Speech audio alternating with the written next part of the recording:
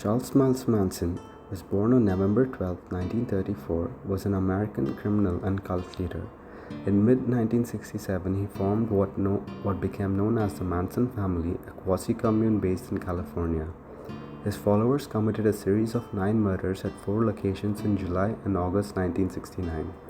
Although the motive for the murders was disputed by Manson, the Los Angeles County District Attorney believed that Manson intended to start a race war.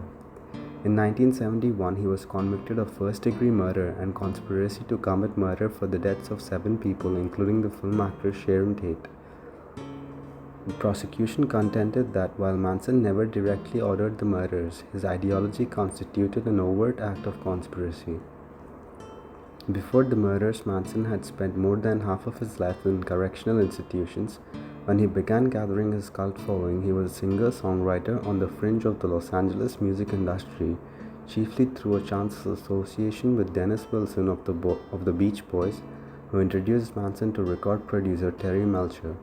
In 1968, the Beach Boys recorded Manson's song "Cease to Exist," retitled "Never Learn Not to Love" as the B-side on one of their singles, but without a credit to Manson.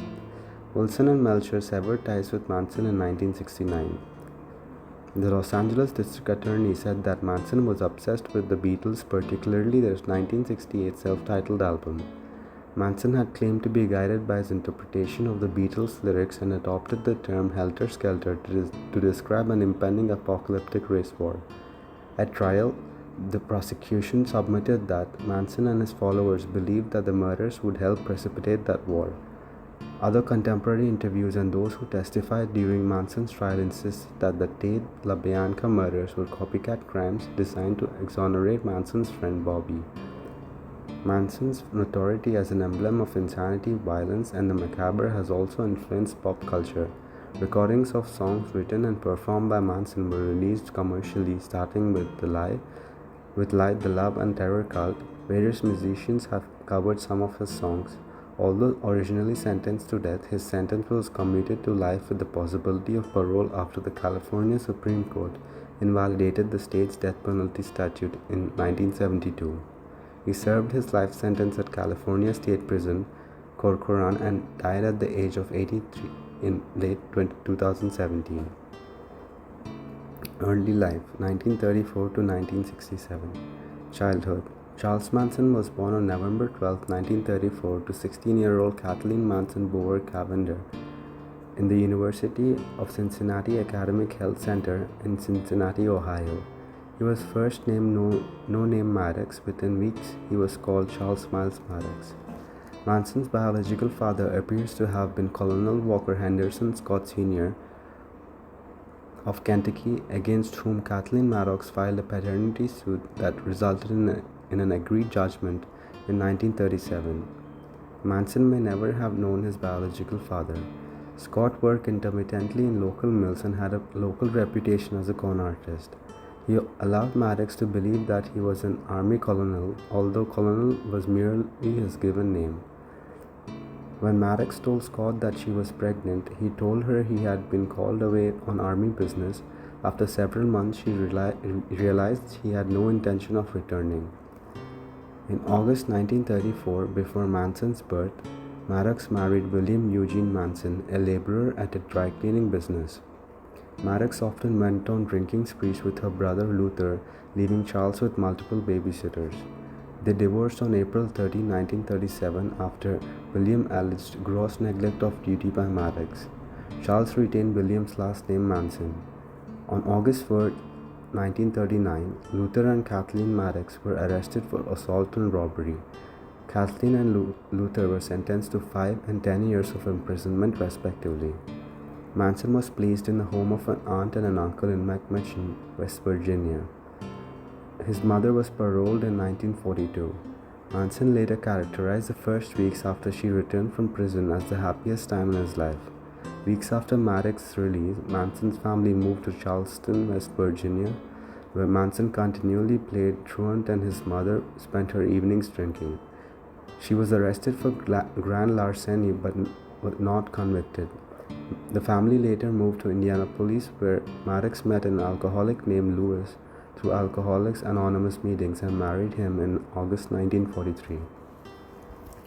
First offenses. In an interview with Diane Sawyer, Manson said that he was 9, he set his school on fire.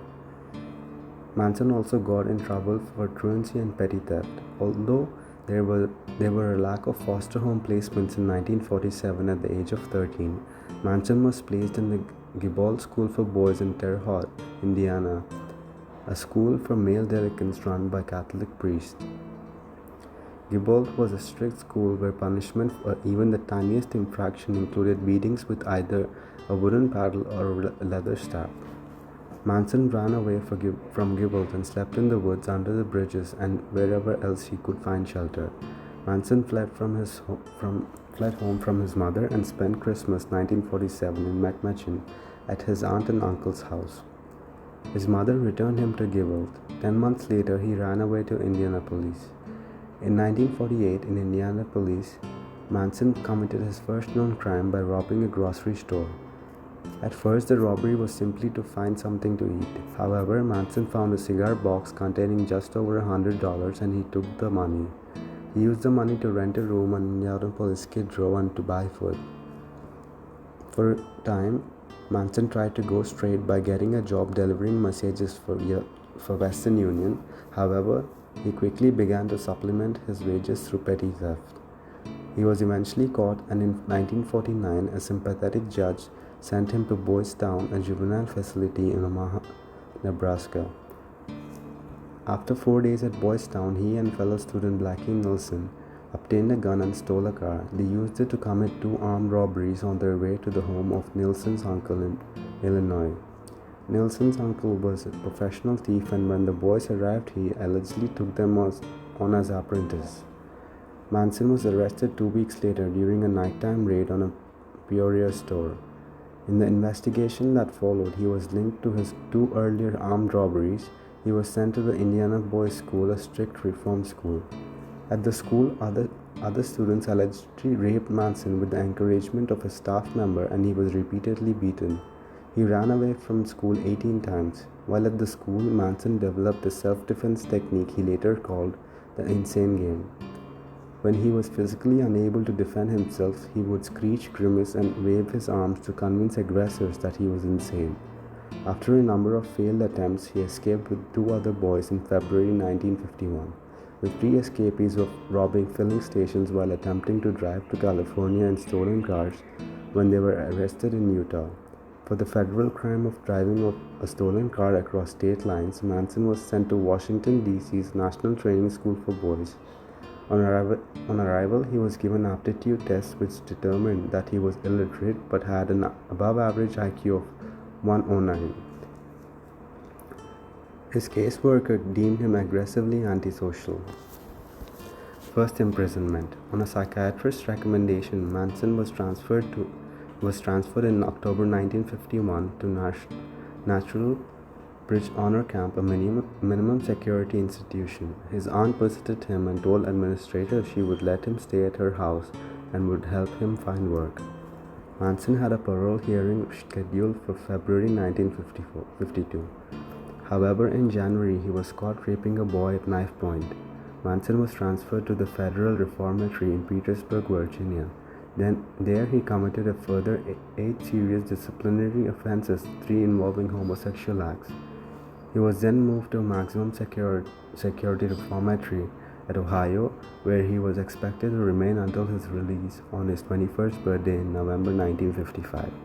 Good behavior led to an early release in May 1954 to live with his aunt and uncle in McMachen.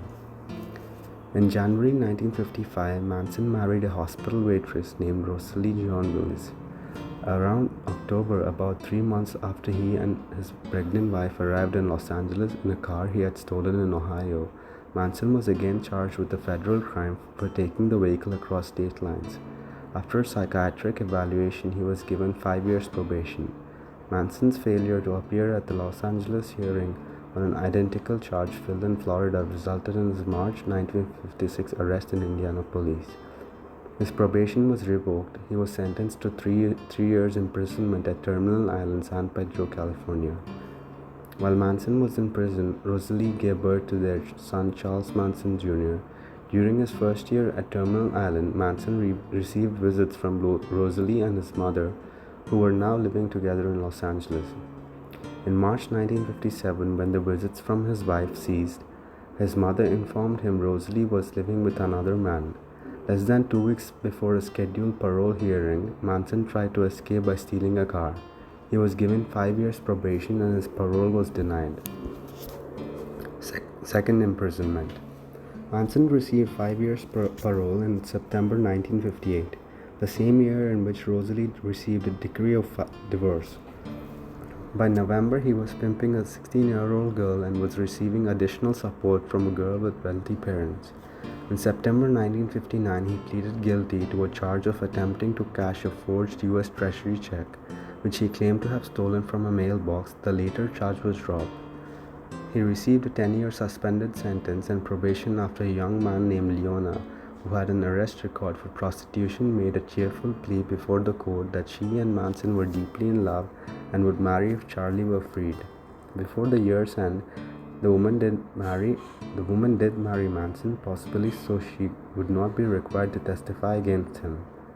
Manson took Leona and another woman to New Mexico for purposes of prostitution, resulting in him being held and questioned for violating the Mann Act.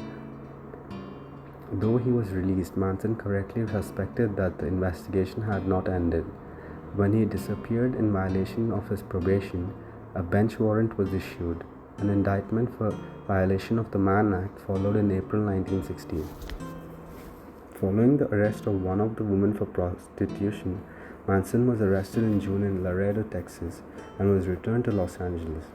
For violating his probation on the check cashing charge, he was ordered to serve his 10-year sentence. Manson spent a year trying unsuccessfully to appeal the revocation of his probation. In July 1961, he was transferred from the Los Angeles County Jail to the Washington Penitentiary at McNeil Island, Washington. There he took guitar lessons from Barker Karpus gang leader Alvin Creepy Karpus and obtained from another inmate a contact name of someone at Universal Studios in Hollywood, Phil Kaufman. According to Jeff Ginn's 2013 biography of Manson, his mother moved to Washington State to be closer to him during his McNeil Island incarceration, working nearby as a waitress. Although the Mann Act charge had been dropped, the attempt to cash the treasury check was still a federal offense. Manson's September 1961 annual review noted he had tremendous drive to call attention to himself, an observation echoed in September 1964. In 1963, Leona was granted a divorce. During the process, she alleged that she and Manson had a son, Charles Luther. According to a popular urban legend, Manson auditioned unsuccessfully for the Monkees in late 1965. This is refuted by the fact that Manson was still incarcerated at McNeil Island at that time. In June 1966, Manson was sent for the second time to Terminal Island in preparation for early release. By the time of his release day on March 21, 1967, he had spent more than half of his 32 years in prisons and other institutions. This was mainly because he had broken federal laws. Federal sentences were and remain much more severe than state sentences for many of the same offenses.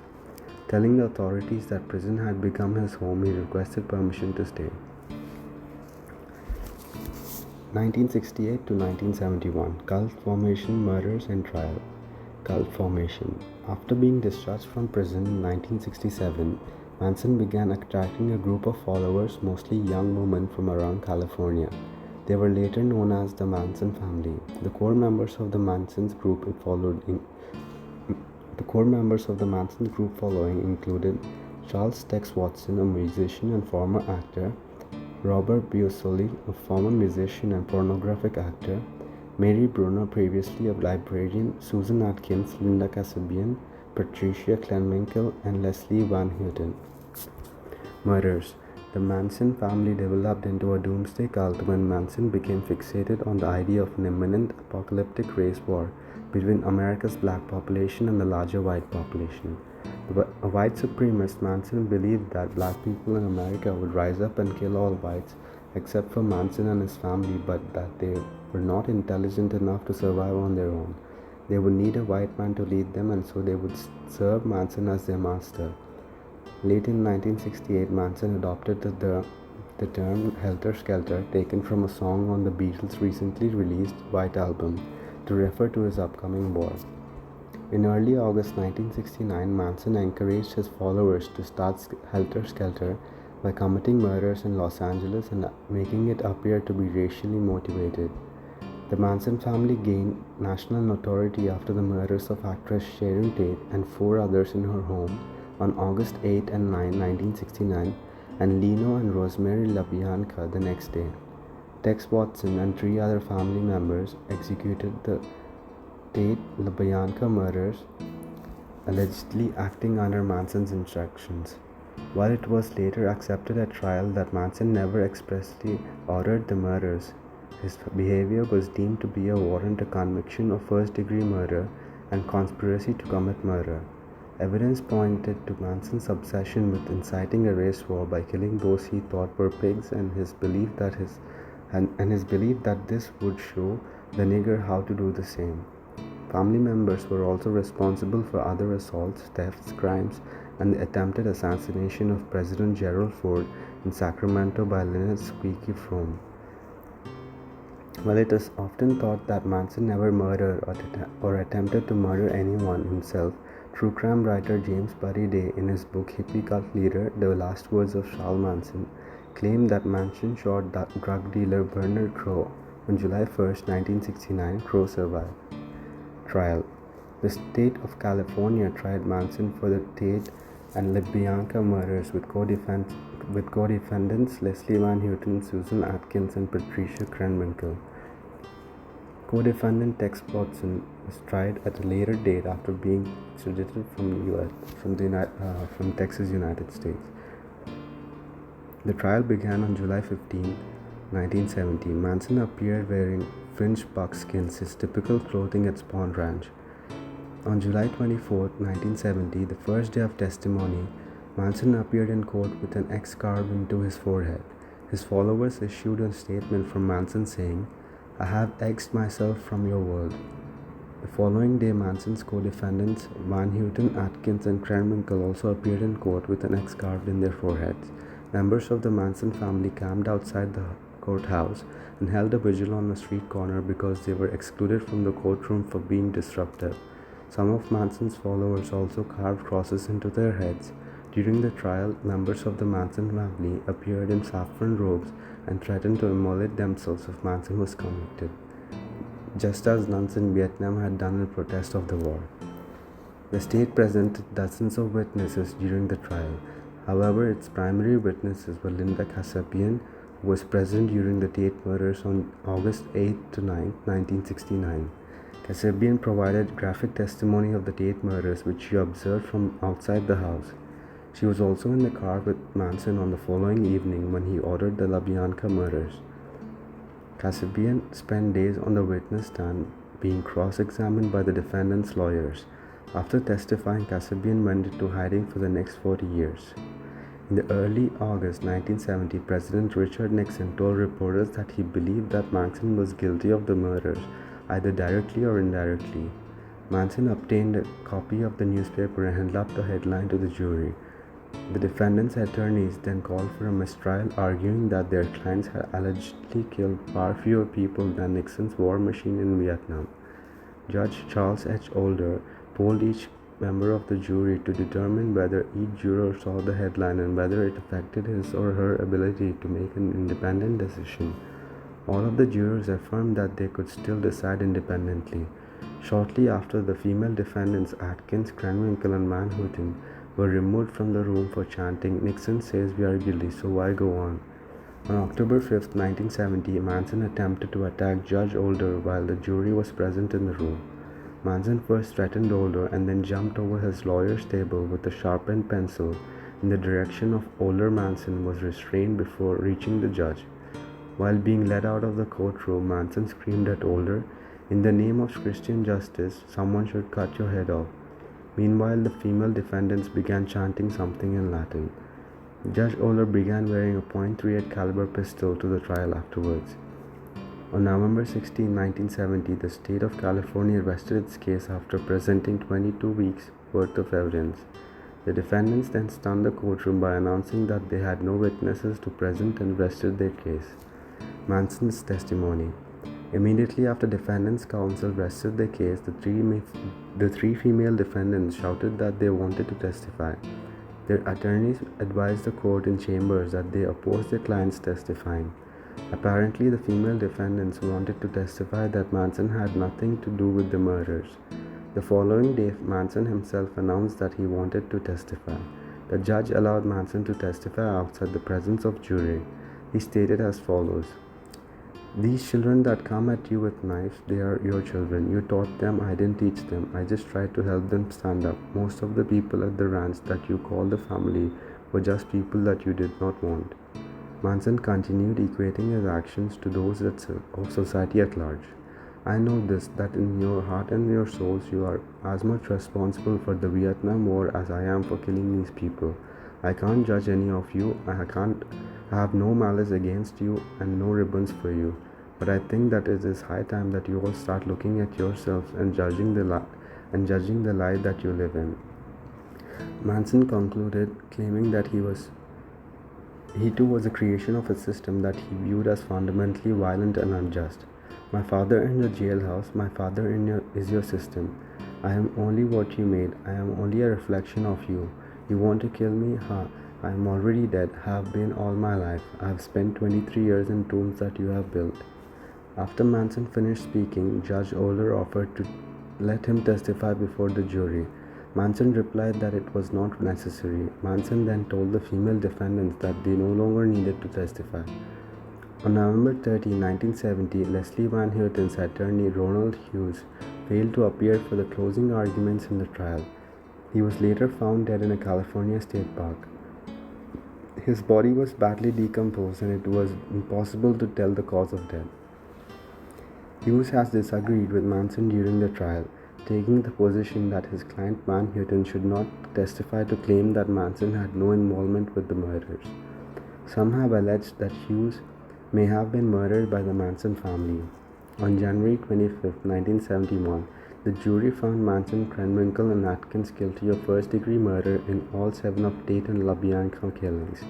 The jury found Van Houten guilty of murder in the first degree in the LaBianca killings. Sentencing. After the convictions, the court held a separate hearing before the same jury determined if the defendant should receive the death sentence. Each of the 3 female defendants, Atkins, Van Houten, and Krenwinkel, took the stand. They provided graphic details of the murders and testified that Manson was not involved. According to the female defendants, they had committed the crimes in order to help fellow Manson member Bobby get out of jail, where he was being held for the murder of Gary Hinman. The female defendants testified that the Tate LaBianca murders were intended to be copycat crimes similar to the Hinman killing. Atkins, Krenwinkel, and Van Houten claimed that they did this under the direction of the state's prime witness Linda Kasabian. The defendants did not express remorse for the killings. On March 4, 1971, during the sentencing hearings, Manson trimmed his beard to a fork and shaved his head, telling the media, "I am the devil and the devil always has a bald head." However, the female defendants did not immediately shave their heads. The state prosecutor Vincent Bugliosi later speculated in his book Helter Skelter that they refrained from doing so in order to not appear to be completely controlled by Manson, as they had when they each carved an X in their foreheads earlier in the trial. On March 29, 1971, the jury sentenced all 4 defendants to death. When the female defendants were led to the courtroom, each of them had shaved their heads, as had Manson. After hearing the sentence, Atkins shouted to the jury, "Better lock your doors and watch your kids." The Manson murder trial was the longest murder trial in American history when it occurred, lasting 9.5 months. The trial was among the most publicized American criminal cases of the 20th century and was dubbed the trial of the century. The jury had been sequestered for 225 days, longer than any jury before it. The trial transcript alone ran to 209 volumes or 31,716 pages. 1971 to 2017, third imprisonment, post-trial events. Manson was admitted to state prison from Los Angeles County on April 22, 1971 for 7 counts of first-degree murder and 1 count of conspiracy to commit murder for the deaths of Abigail Ann Fogler, Fotowski, Stephen Earl Parent, Sharon Tate Polanski, Jay Sebring, and Leno and Rosemary LaBianca. As the death penalty was ruled unconstitutional in 1972, Manson was resentenced to life with the possibility of parole. His initial death sentence was modified to life on February 2, 1977. On December 13, 1971, Manson was convicted of first-degree murder in Los Angeles County Court for the July 25, 1969 death of musician Gary Hinman. He was also convicted of first-degree murder for the August 1969 death of Donald Jerome Shorty Sheen. Following the 1972 decision of California v. Anderson, California's death sentences were ruled unconstitutional, and that any prisoner now under a sentence of death may file a petition for writ of habeas corpus in the Superior Court, inviting that court to modify its judgment to provide for the appropriate alternative punishment of life imprisonment or life imprisonment without possibility of parole specified by statute for the crime for which he was sentenced to death. Manson was thus eligible to apply for parole after 7 years incarceration. His first parole hearing took place on November 16, 1978 at California Medical Facility in Vacaville, where his petition was rejected. 1980s to 1990s. In the 1980s, Manson gave 4 interviews to the mainstream media. The first, recorded at California Medical Facility and aired on June 13, 1981, was by Tom Snyder for NBC's The Tomorrow Show. The second, recorded at San Quentin Prison and aired on March 7, 1986, and was by Charlie Rose for CBS News Night Watch, and it won the National News Emmy Award for Best Interview in 1987. The third, with Geraldo Rivera in 1988, was part of journalist's primetime special on Satanism. At least as early as the Snyder interview, Manson's forehead bore a swastika in the spot where the X carved during his trial had been. Nicholas Schreck conducted an interview with Manson for his documentary Charles Manson Superstar. Schreck concluded that Manson was not insane but merely acting that way out of frustration. On September 25, 1984, Manson was imprisoned in the California Medical University at the California Medical Facility at Vacaville, when inmate Jan Holmstrom poured paint thinner on him and set him on fire, causing second and third degree burns on over 20% of his body. Holmstrom explained that Manson had objected his Hare Krishna chants and verbally threatened him. After 1989, Manson was housed in the protective housing unit at California State Prison Corcoran in Kings County. The unit housed inmates whose safety would be endangered by general population housing. He had also been housed at San Quentin State Prison, California Medical Facility in Vacaville, Folsom State Prison, and Pelican Bay State Prison. In June 1997, Prison Disciplinary Committee found that Manson had been trafficking drugs. He was moved from Corcoran State Prison to Pelican Bay State Prison a month later. 2000s to 2017. On September 5, 2017, MSNBC aired The Mind of Manson, a complete version of a 1987 interview at California San Quentin State Prison. The footage of the unshackled, unapologetic, and unruly Manson had been considered so unbelievable that only 7 minutes of it had originally been broadcast on Today, for which it had been recorded. In March 2009, a photograph of Manson showing a receding hairline, grizzled gray beard and hair, and the swastika tattoo still prominent on his forehead was released to the public by California corrections officials. In 2010, the Los Angeles Times reported that Manson was caught with a cell phone in 2009 and had contacted people in California, New Jersey, Florida, and British Columbia. A spokesperson for the California Department of Corrections stated that it was not known if Manson had used the phone for criminal purposes.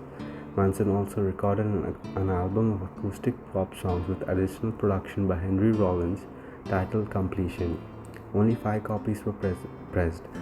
Two belonged to Rollins, while the other three were presumed to have been with Manson. The album remains unreleased. Illness and death. On January 1st, 2017, Manson was suffering from gastrointestinal bleeding at California State Prison in Corcoran when he was rushed to Mercy Hospital in downtown Bakersfield. A source told the Los Angeles Times that Manson was seriously ill, and TMZ reported that his doctors considered him too weak for surgery. He was returned to prison on January 6th, and the nature of his treatment was not disclosed. On November 15, 2017, an unauthorized source said that Manson had returned to a hospital in Bakersfield, but the California Department of Corrections and Rehabilitation did not confirm this in conformity with state and federal medical privacy laws. He died from cardiac arrest resulting from respiratory failure and colon cancer at the hospital on November 19th. 3 people stated their intention to claim Manson's estate and body. Manson's grandson, Jason Freeman, stated his intent to take possession of Manson's remains and personal effects. Manson's pen pal Michael Channels claimed to have a Manson bill dated February 14, 2002, which left Manson's entire estate and Manson's body to Channels. Manson's friend Ben Gurecki claimed to have a Manson bill dated January 2017, which gives the estate and Manson's body to Matthew Roberts, another alleged son of Manson. In 2012, CNN ran a DNA match to see if Freeman and Roberts were related to each other and found that they were not. According to CNN, 2 prior attempts to DNA match Roberts with genetic material from Manson failed, but the results were reportedly contaminated. On March 12, 2018, the Kern County Superior Court in California decided in favor of Freeman in regard to Manson's body. Freeman had Manson cremated on March 20, 2018. As of February 7, 2020, Channels and Freeman still had petitions to California courts attempting to establish the heir of Manson's estate. At that time, Channels was attempting to force Freeman to submit DNA to the court for testing. Personal life. Involvement with Scientology. Manson began studying Scientology while incarcerated with the help of fellow inmate Lanier Rayner, and in July 1961, Manson listed his religion as Scientology. A September 1961 prison report argues that Manson appears to have developed a certain amount of insight into his problems through his study of this discipline. Upon his release in 1967, Manson traveled to Los Angeles, where he reportedly met local Scientologists and attended several parties for movie stars. Manson completed 150 hours of auditing. Manson's right-hand man, Bruce M. Davis, worked at the Church of Scientology headquarters in London from November 1968 to April 1969. Relationships and alleged child. In 2009, Los Angeles disc jockey Matthew Roberts released correspondence and other evidence indicating that he might be Manson's biological son. Roberts' biological mother claims that she was a member of the Manson family who left in mid-1967 after being raped by Manson. She returned to her parents' home to complete the pregnancy, gave birth on March 22, 1968, and put Roberts up for adoption. CNN conducted a DNA test between Matthew Roberts and Manson's known biological grandson, Jason Freeman, in 2012, showing that Roberts and Freeman did not share DNA. Roberts subsequently attempted to establish that Manson was his father through a direct DNA test which proved definitively that Roberts and Manson were not related. In 2014, it was announced that the imprisoned Manson was engaged to 26-year-old Afton Elaine Burgeon and had obtained a marriage license on November 7th. Manson gave Burton the nickname Star. She had been visiting him in prison for at least 9 years and maintained several websites that proclaimed his innocence.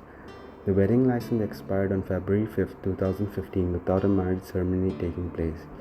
Journalist Daniel Simon reported that wedding was cancelled after Manson discovered that Burton only wanted to marry him so that she and her friend Craig Hammond could use his corpse as a tourist attraction after his death. According to Simon, Manson believed that he would never die and may simply have used the possibility of marriage as a way to encourage Burton and Hammond to continue visiting him and bringing him gifts. Burton said on her website that the reason that the marriage did not take place was merely logistical. Manson was suffering from an infection and had been in a prison medical facility for 2 months and could not receive visitors. She said that she still hoped that the marriage license would be renewed and the marriage would take place. Psychology. On 11th April 2012, Manson was denied release at his 12th parole hearing, which he did not attend. After his March 27, 1997 parole hearing, Manson refused to attend any of his later hearings. The panel at the hearing noted that Manson had a history of controlling behavior and mental health issues, including schizophrenia and paranoid delusional disorder, and was too great a danger to be released. The panel also noted that Manson had received 108 rules violation reports and had no indication of remorse, no insight into the causative factors of the crimes, lacked understanding of the magnitude of the crimes, had an exceptional callous disregard for human suffering, and had no parole plans.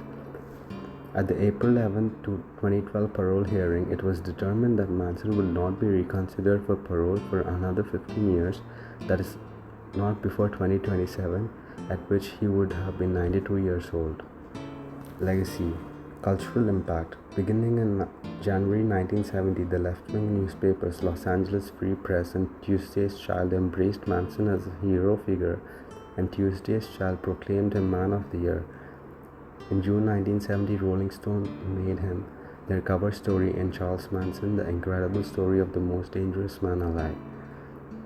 A Rolling Stone writer visited the Los Angeles District Attorney's office while preparing that story, and he was shocked by a photograph of the helter-skelter that Manson disciples had written on a wall in their victims' blood. Prosecutor Vincent Bugliosi pointed out that the dispute in the underground press over whether Manson was Christ's return or a sex symbol of our times. Bernardine Dorn of the Weather Underground reportedly said of the Tate murders, "Dig it first, they killed those pigs, and then they ate dinner in the same room with them, then they even shoved a fork into the victim's stomach." Wild. Neo-Nazi and Manson follower James Manson founded the Universal Order, a group that has influenced other movements such as the neo-Nazi terrorist group, the Atomwaffen Division.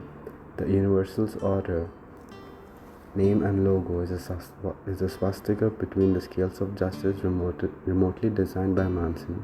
Pugliosi quoted a BBC employee's assertion that a neo-Manson cult existed in Europe, represented by approximately 70 rock bands playing songs by Manson and songs in support of him. Music. Manson was a struggling musician seeking to make it big in Hollywood between 1967 and 1969. The Beach Boys did a cover of one of his songs. Other songs were publicly released only after the trial for the Tate murder started. On March 6, 1970, an album of Manson music was released. This included Cease to Exist, a Manson composition the Beach Boys has recorded with modified lyrics, and the title Never Learn Not to Love. Over the next couple of months, only about 300 of the album's 2,000 copies were sold. There have been several other releases of Manson recordings, both musical and spoken. One of these, The Family Jams, included 2 compact discs of Manson songs recorded by the family in 1970. After Manson and others have been arrested, guitar and lead vocals are supplied by Steve Grogan. Additional vocals are supplied by Leonard Fromm, Sandra Good, Catherine Sher, and others. One Mind, an album of music, poetry, and spoken word new at the time of its release in April 2005, was put out under a Creative Commons license. American rock band Guns N' Roses recorded Manson's Look at Your Game Girl, included as an unlisted 13th track of their 1993 album The Spaghetti Incident. My Monkey, which appears on Portrait of an American Family by the American rock band Marilyn Manson, includes the lyrics, "I had a little monkey, I sent him to the country and I fed him on gingerbread. Along came a choo-choo, knocked my monkey cuckoo, and now my monkey's dead." These lyrics are from Manson's Mechanical Man, which is heard on live. Crispin Glover covered Never Say Never to Always on his album The Big Problem equals The Solution. The Solution equals Let It Be, released in 1989. Musical performers such as Cassipian, Spawn Ranch, and Marilyn Manson derived their names from Manson and his lore. Documentaries 1973 Manson directed by Robert Hendrickson and Lawrence Merrick. 1989 Charles Manson Superstar directed by Nicholas Shedd. 2014 Life After Manson directed by Olivier Klaus. 2017 Manson Inside the Mind of a Madman television documentary about Reed Jurvetson. 2017 Murder Made Me Famous, Charles Manson, What Happened. 2017 Inside the Manson Cult, The Lost Tapes. 2017 Charles Manson, The Final Words, narrated by Rob Zombie, focuses on the Manson family murders told from Manson's perspective, directed by James Day. 2018 Inside the Manson Cult, The Lost Tapes, narrated by Liev Schreiber, looks inside the Manson family. 2019 I Lived with a Killer, The Manson Family. Diane Lake discusses what she witnessed of Manson's peace and love hippie philosophy as it became dark, dangerous, and evil. 2019 Charles Manson, The Funeral, directed by James Day. 2019 The Manson, The Woman, featuring Lynette Squeaky from Sandra Bluegood, Catherine Gypsy Share, and Diane Snake Lake, documentary special on Oxygen, directed by James Day. Fiction inspired by Manson, 76 Helter Skelter television drama. 1984 Manson Family movies, a film drama. 1990 Manson Family, a musical opera by John Moran. 1990 Assassins, a Broadway musical with references to Manson. 1992 The Ben Stiller Show sketch series with Manson as a recurring character portrayed by Bob Odenkirk. 1998 Merry Christmas, Charlie Manson, as an episode of South Park centered around Manson. 2003 The Death Circus, a novel that includes the activities of the Manson family as a major plot point. 2003 The Manson Family, a crime drama horror film centered around the Manson family. 2004 Helter Skelter, a crime film about Manson family and about Linda Kasabian. 2006 Live Freaky Die Freaky, a stop motion animated film based on the murders. 2014 House of Manson, a biological feature film focusing on the life of Charles Manson from his childhood to arrest. 2014 Honky Holocaust, an alternate reality film where the Manson family successfully ignites the race war prophesied by Helter Skelter and emerges from their underground refuge to confront the blacks now in power. 2015 Manson Family Vacation, an indie comedy inspired by Manson. 2015 to 2016 Aquarius, a television crime drama that includes storylines inspired by actual events which involve Manson. 2016 The Girls, a novel by Emma Cline, loosely inspired by the Manson family. 2016 Wolves at the Door, a horror film directed by John R. Leonetti, loosely based on the murder of Sharon Tate. 2017 Mindhunter, the first episode of season 1, used Manson as a case study. Manson is then featured in the second season. 2017 American Horror Story Cult, the 7th season of the horror anthology series American Horror Story. 2018 Charlie Says, a film centered around Manson and 3 of his followers. 2019 The Haunting of Sharon Tate, directed by Daniel Farrens. The film revolves around Sharon Tate during the last evening of her life.